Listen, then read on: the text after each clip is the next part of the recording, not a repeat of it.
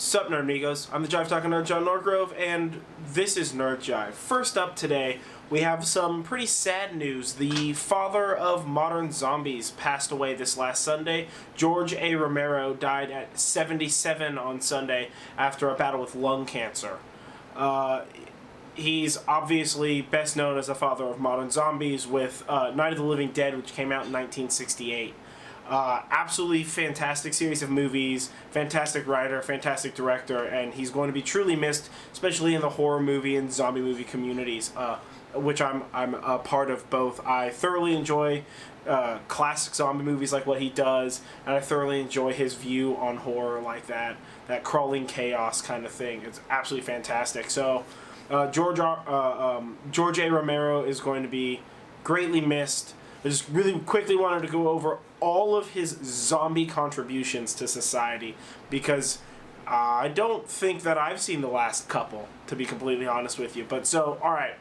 1968, Night of the Living Dead. 1978, Dawn of the Dead. 1985, Day of the Dead. 2005, Land of the Dead. 2007, Diary of the Dead, which I'm pretty fucking certain I've not seen. And then 2009, Survival of the Dead, and I will have all of the posters up. I've definitely not seen that, like, at all. So, yeah, George A. Romero, you will be missed. That is terrible news, but at least he's no longer suffering from lung cancer, so that's all for the better. Next up, little Doctor Who controversy. So on Sunday, it was announced that Jodie Whittaker will be portraying the 13th Doctor for Doctor Who. This was announced in the form of a trailer at the end of the Wimbledon's men's singles on Sunday, the singles final on Sunday. She's best known for Broadchurch. She was in Attack the Block, and she was in The Assets. And this is stirring up a lot of controversy because, obviously, she's a woman, and apparently that's confusing for Doctor Who fans. That a woman can be the Doctor, even though, the Master turned into the Mistress when he, restarted, or whatever the hell that term is. As well as they've mentioned before that Time Lords can just change gender, like, sort of at will. And more importantly than that, the gender of a fictional character that you've been watching for some time, when they change it during a refresh, doesn't actually affect your fucking life. And it's just mind-boggling that people are upset about this. The BBC News article that I have linked below kind of talks about, like, people's complaints and what people thought and some tweets and stuff like that. And it's fucking, dude, grow up. Who cares? Right? She's gonna do a great job. Jodie Whittaker's an awesome actress. And it's the same show writers, so it's not like all of a sudden you're gonna be getting a different fucking thing. You know, the Doctor Who, Peter Capaldi, who just, went away as the Doctor, was old as shit, and people bitched about that, and Capaldi was fucking money as the Doctor. So, like, it's good news that we're getting a new Doctor. It's in all reality good that we're getting a female Doctor. The people that are complaining that it's a female Doctor, but it's not a transgender Doctor, and it's not a gay Doctor, and it's not a black Doctor or some sort of ethnic Doctor, need to shut the fuck up about that shit, right? Like, we're not gonna get everything in one go. Shit takes time. Be fucking patient, alright? And those that are bitching about the Doctor's a woman, even though it's never been a woman in the last 50 years of television or whatever, again, shut the fuck up about that. Nobody actually cares. In all reality, who I wanted to play the Doctor would be like Idris Elba or somebody like that. Although I would rather Idris Elba took over 007 if we're going to use him in a dream role, because I think he might actually beat 007 in real life. Look into his life. It's insane. But, yeah, I think that it's a solid choice, and I don't understand why people are upset about this, so fucking ignore the ones that are upset and high-five the people that are celebrating this like the way a rational fucking adult should. So next up is some astronaut news. The astronauts at the ISS just got a pet robot, which is super dope. Oh my god, I read this article and was just smiles all day, man, smiles. So on June 4th, JAXA, which is the Japanese Aeronautic and Space Association, JAXA launched INT-BALL, and it was delivered to the ISS via a Falcon 9 rocket. So INT-BALL is a camera drone specifically designed for microgravity environments and to help out the ISS crew. All right, it is controlled both autonomously, so you can essentially set it up in like a follow mode or any of the standard stuff that you can do with drones nowadays. Follow or focus on a single point, it's just going to stay there or anything like that. Or it could be controlled live in real time from operators here on Earth, which means that if the astronauts are performing a specific experiment, control down on Earth can make sure the drone is in the right angle to get good photography or give good feedback through communication. While the scientists at the ISS perform their experiments, it's something to the extent of about 10% of their time, their work time, is used holding a camera to try to record an experiment that they're currently shooting. And we're trying to cut down on that. As well as this is just a generally useful tool. It measures 15 centimeters in diameter, and it's piloted and controlled by a series of tiny fans all over its surface, and this like cube satellite intelligence core in its very center.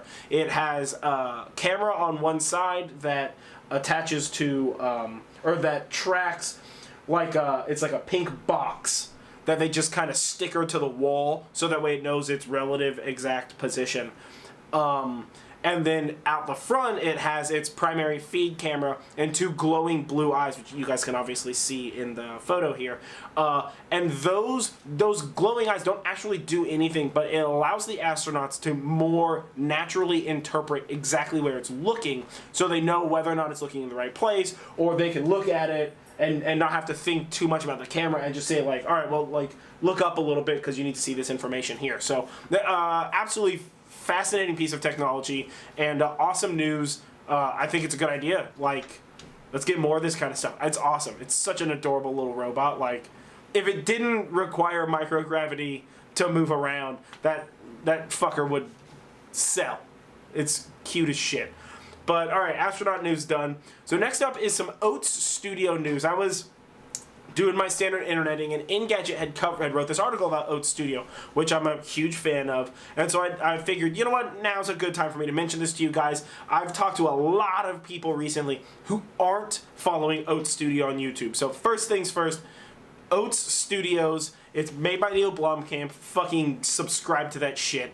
Get it done. It's amazing. But anyways, all right. So if you've not heard yet, Neil Blomkamp, who's best known for District 9, Elysium, and Chappie, which is a good movie, a strange but good movie, and Chappie's a great movie, but Diane Ward terrifies me on the inside. So, you know, it's a great movie, but those two are just weird, deep weird, so whatever. Has a YouTube channel called Oats Studios. Obviously, I've said this before. So he produces these 30-minute shorts. They're incredibly high quality, like movie-level quality, and they're just for free on YouTube. So the way that the way the story is it's sort of, the way I'm perceiving, is it's sort of like the end of the first act of a movie, right? So they're not, it doesn't have all that beginning of the first act explaining shit to you. And just like the end of a first act, it ends without really answering any questions. So that can be, and fucking is, frustrating as shit. But they're so high quality that it just makes you want more from the studio. It's so good. In addition to doing this, which they don't have a super huge number of subscribers, so subscribe to them. But Neil, Mr. Blomkamp, whatever, is endeavoring to see how he can try to make money off of this. Not necessarily that he needs the money, but he's looking for this sort of video game style interpretation to filmmaking. And so he's trying to see, like, how can I make money off of this? Currently, the way they're making money is they sell the 3D assets and the raw sound files via Steam as DLC. So it's like $5, and you get all of the raw sound files for the thing, as well as all of the 3D assets and graphical assets. So you can either rework the video or re-edit it, or possibly try to shoot your own or produce your own sequel, or use those monsters in your own movie. It's kind of like this, like, hey, listen, we've already spent the work on it. Like, why don't you use these things? $5 is super cheap. So if you're in that sort of level of production, like why not go get it. But this is sort of like a real conglomeration sort of work, and it's interesting. They're absolutely fantastic.